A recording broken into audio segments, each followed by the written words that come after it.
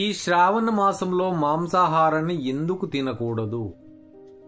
హిందువులు ప్రత్యేకంగా పూజలు చేయడం, ఉపవాసం ఉండడం, తర్వాత కుటుంబ సభ్యులందరూ కూడా ఈ శ్రావణ మాసంలో మాంసాహారాన్ని తినకూడదని నిర్ణయం చేసుకుంటారు. కానీ ఈ మాంసాహారాన్ని శ్రావణ మాసంలో తినకూడదనేది శాస్త్రీయ పరిశోధనలు తేలిన విషయం ఏంటంటే, ఈ శ్రావణ మాసంలో మాంసాహారాన్ని తినడం ద్వారా మనకు చాలా అనారోగ్య సమస్యలు వస్తున్నాయి.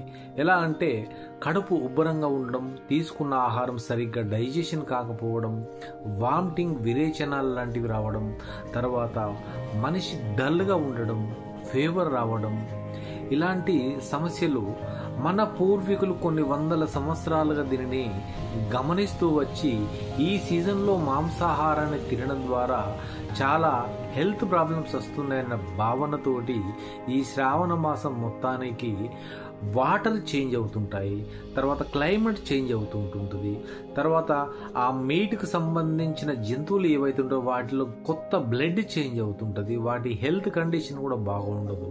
కాబట్టి ఇలాంటి సీజన్లో ఈ తినే మాంసాహారం ద్వారా ప్రజలకు అనారోగ్య సమస్యలు వస్తున్నాయనే భావనతోటి వీళ్ళు ఎలా అంటే ఈ శ్రావణ మాసంలో మాంసాహారాన్ని తినకుండా మంచి భోజనాన్ని, మంచి శాకాహారాన్ని తింటూ పూజలు చేయడం ద్వారా హెల్తీగా ఉంటామనే భావనతోటి ఈ శ్రావణ మాసంలో మాంసాహారాన్ని తినకూడదని వందల సంవత్సరాల క్రితం పెద్దలు నిర్ణయించారు.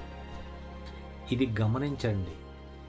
ఈ సీజన్లో కాస్త తగ్గించుకుంటే మనందరికీ కూడా మంచిదని నేను కూడా మిమ్మల్ని కోరుకుంటున్నాను.